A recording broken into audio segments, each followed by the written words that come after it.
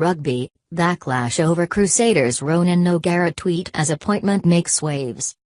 The manner in which the Crusaders announced on social media that Irishman Ronan O'Gara has signed as backs coach has created a stir, but probably more significant is the fact that the hiring of the former Test player is a big departure from the franchise's traditional recruitment policy. A Twitter message from the official Crusaders account this morning, which began top of the morning to ya. "We have some exciting news to start your day, to be sure," received an immediate and mostly humorous response from people who claim to be Irish and who said they found it cliched and tired. One opined it was racist. Whether it was racist or not is debatable, but what can't be denied is the fact that the Crusaders are pleased to have the 40-year-old father of 5 on board, and that O'Gara is the first Crusaders coach from outside New Zealand. He is also the first appointment from outside the region since Northlander Peter Sloan took the reins back in the late 1990s, Tranocky's Colin Cooper in the early 2000s, and former Counties player Vern Cotter's involvement from 2007.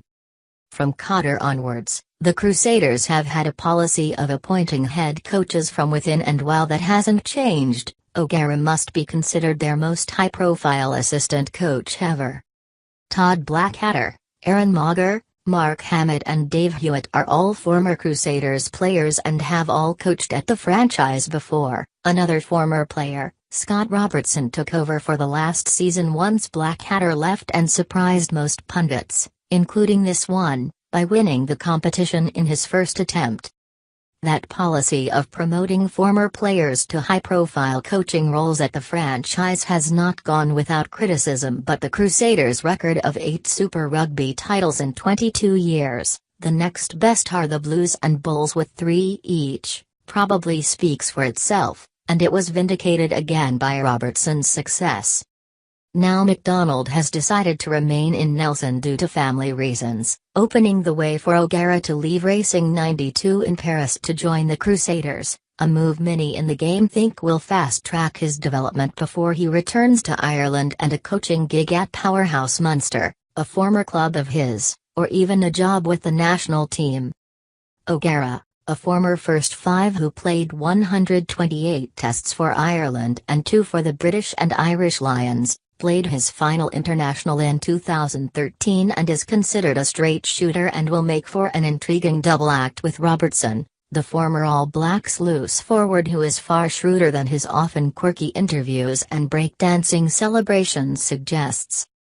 Robertson's new voice in the Crusaders setup helped get the best out of an all-black-laden lineup which for whatever reason probably underperformed for much of Blackadder's tenure, apart from 2011 when they made the grand final against the Reds in Brisbane despite the Christchurch earthquakes, and 2014 when they were shortchanged in the final against the Waratahs in Sydney by referee Craig Yaubert.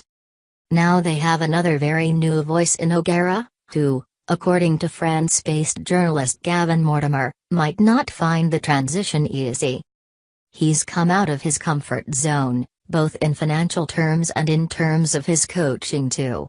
The other side of the world to a country where rugby is a religion, Mortimer told Irish radio station RTE.